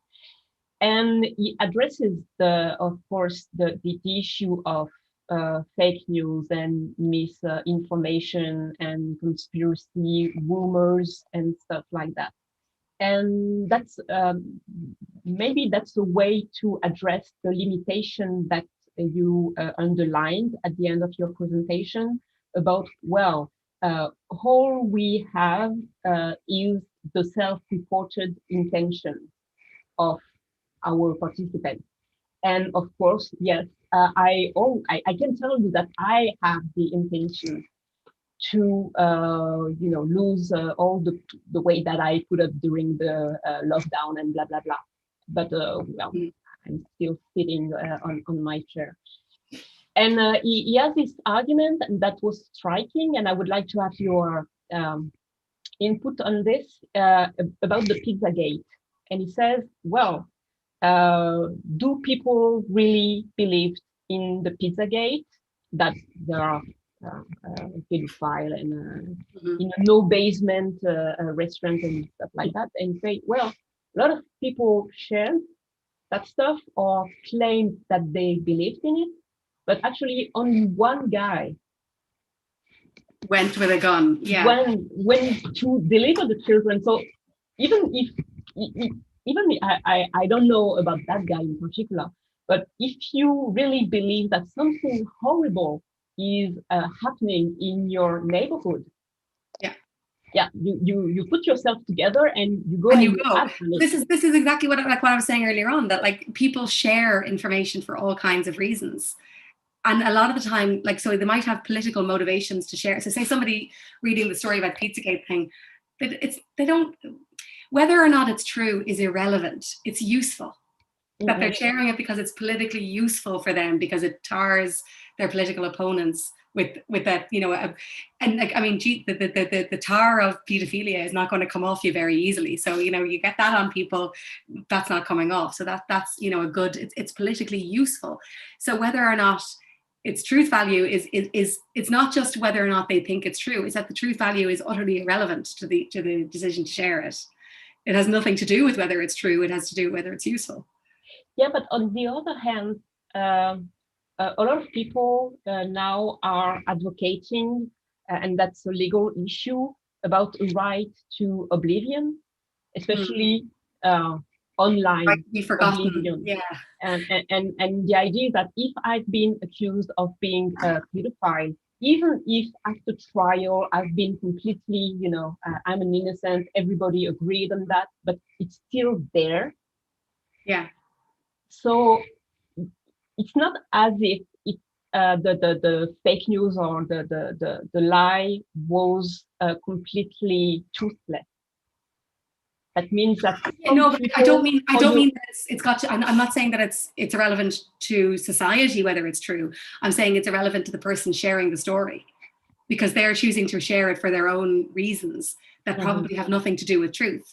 They're sharing it because it's politically useful for them to do it.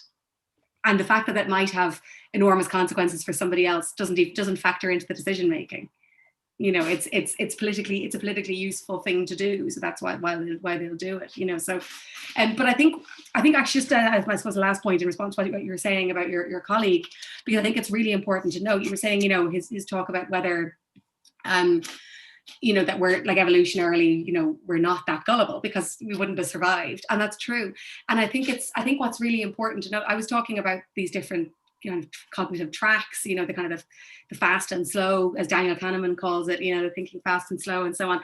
And I think what people often kind of forget when you talk about that is that the reason that most of our cognition is the quick intuitive style is that we have learned how to do that over the course of our lives, so that most of the time it gets it right. And that the things that we're talking about are the very small number of occasions when that quick intuitive go by your gut decision making is wrong. Most of the time it's right, and that's why we use it. It's why it doesn't use up most of our energy budget. We can get it at least right enough most of the time. It's a very efficient use of resources. but there are sometimes when it goes catastrophically wrong, and that's when we notice it. When the ship is sailing, we don't pay any attention to the ship. When it hits an iceberg, suddenly we're all about how it was sailing and whether or not the captain was at the wheel. So, but nobody cared where the captain was when the ship got to port without any difficulties. I just invented that metaphor as I went along, but it worked quite well. That's relevant for the Costa Concordia story, because the captain was there, but he was under cocaine, and suddenly exactly he was too busy reading National Enquirer to pay attention. Yeah, so like I think that's most of the time our go with our gut works, but when it doesn't, it can be really bad, and that's when so it's really hard then to say to people, oh, you should always be in this system of really, really high alert and really high energy consumption, because it's not possible. You can't always be like that. So it's to know when you should switch into that and why, Yeah. But I think both of you agree that what finally we have to do to avoid, or at least try to avoid, the effects of disinformation and fake news is develop epistemic virtues, right? So it's not only to be in alert, but just to know when to search and how. So finally to become. I think the solution has to come. I was talking about those different levels, the social and the technological and the individual, and the solution has to attack all of those levels. It has to attack the, so traditionally the two approaches to fake news are either to say it's a technological issue and we need to stop it at its source, or it's a psychological issue and we need to teach people how to respond to it, assuming it'll always be there. But maybe, maybe there's a middle road. Maybe we can try and do both. Yeah, that's the. I would add that that's the role of education, especially for children and youth. And besides, I would add that human and social sciences, and not only natural sciences, are very helpful in that way. For example, you cannot figure out or give sense to the current problem of vaccine hesitancy if you don't know about, depending on the country, but if you don't know about the history of vaccination and the reason why, which are mostly political, at least because I've read about France and the States, but it's a refusal from the citizen to be constrained by the state, and also in the case of children, refusal from mothers to have their healthy children poked by someone they don't know, and they feel threatened, and all their knowledge is discarded. So it's a resistance against the power of biomedicine. Yeah, and I think a really good example of kind of the cultural context being really important is, I don't know if there's anybody here from Romania, but apparently there's a lot of vaccine hesitancy in Romania because under Ceausescu there were actual, human rights abuses involving vaccination campaigns, and that those, so that those have created a very valid and not remotely, kind of inaccurate concern about what vaccination, like, and it's not, that idea of like sometimes the conspiracy really did happen, and that it's not, conspiracy theories aren't always mistaken. So there's a perfectly rational fear about national vaccination programs, and then so there's huge. So I, for example, the Irish government is currently buying loads and loads of vaccines from Romania because they're not being used. So, we're going to benefit from it, but they're not being used in Romania because of this cultural background. So you can't separate how the individual responds to a given story from that cultural and historical context. Yeah, that's some kind of cultural history and memories to relate to what you've been talking about. Yeah. I have a very, very short question because we already spent 2 hours, so I think we need to just sum up a little. But I have a very short question for Ciara. It's like more technical thing about the kind of studies that you do. Sure. It's so you should measure the relationship between the ideology and memory. But do you consider that memory is similar to belief? Because they can be, right, all the Amazonian studies, they show that there is this association between memory and belief. So maybe people form memories, but they don't really believe what they remember. So that will also will have, sorry? There's some really cool work on non-believed memories. Yes. Yeah. So and what are because maybe they are also different for the behavior, right? For the consequences for the behavior, it's not the same the belief and then just the memory. So the classic example that we always use, because we actually do research explicitly on this, on non-believed memories, and we ask people about them, and you have to kind of do a little bit of a preface to explain this to people, because most people tend to think that like you only remember things you believe, but actually it's like, so the example I always give is, okay, you believe that you were born, but you don't remember it, okay? And you may have a memory of seeing Santa Claus coming down the chimney as a child, but now as an adult, you don't believe it's true. So sometimes memories and beliefs don't go together. So you, in that case, that you remember seeing Santa, but you don't believe that memory. Most of the time, the things that you remember are things you also believe, and those things go hand in hand. But sometimes they don't. And yes, there's a really interesting question about, you know, if somebody remembers, like, so I think, and it's something that we're looking at as well with we've been looking at doing research about the effectiveness of debriefing people after they take part in these kinds of studies, and whether the memories and so on persist. And sometimes what we find is that what will persist is the memory, but not the belief. So that people will, after they've been debriefed and you ask them later on, so do you still remember that thing happening? They'll go, yeah, I remember it, but I don't think it's true anymore, but I do still have the memory. And we don't know yet, but we think that the effects on behavior will require, like, so that's like that the effects probably require belief, and that memory on top of belief is an additive thing. But if you don't believe it, it won't have the effect. So you have to, at least at a minimum, you have to believe it's true, I think, but we don't have total data on that yet. Yeah.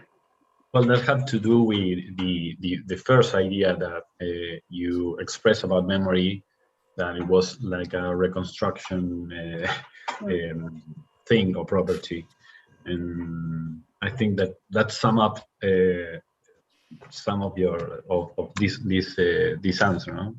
Yeah, absolutely. So, like, I think that is the most important thing to remember, is that, you know, so a lot, you know, if you hear, you know, somebody like a politician, and then they tell something, and then 2 years later they say something and they tell a story a little bit differently, and the media will pounce on it and be like, oh, look, he's lying.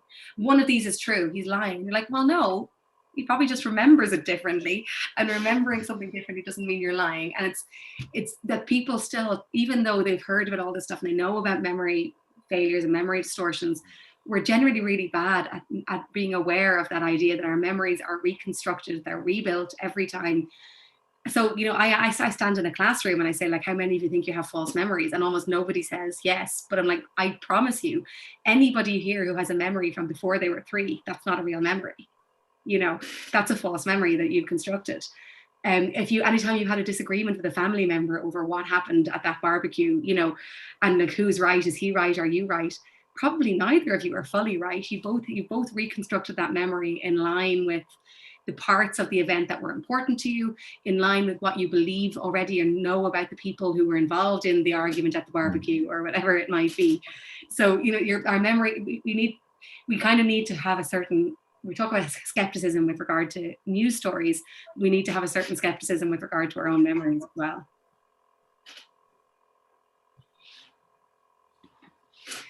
Okay, I think yes, we are going to finish the session, right? Yes, I'm really hungry. It's way past dinner time. Yes, it's very late. So I just wanted to thank. I have prepared, but I cannot find it in a second.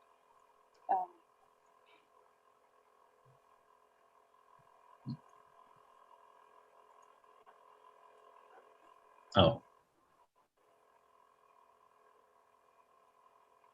So we are going to close this session with thanks to the institution that supports us. So the Sociedad Argentina de Investigaciones en Neurociencias, who gave us the Zoom room, and then SADAF, the Sociedad Argentina de Análisis Filosófico, where I work, the Laboratorio Sueño y Memoria, where Francisco works, and the lab is also part of ITBA, Instituto Tecnológico de Buenos Aires, that in general helps us with the flyers, so thank you for the flyers, and well, that's it. We are probably... Thanks to the audience that came and asked questions and participate. Thank you very much. Well, Thanks a lot. Thanks. Thank you to the speakers, and yes, and we are going to have our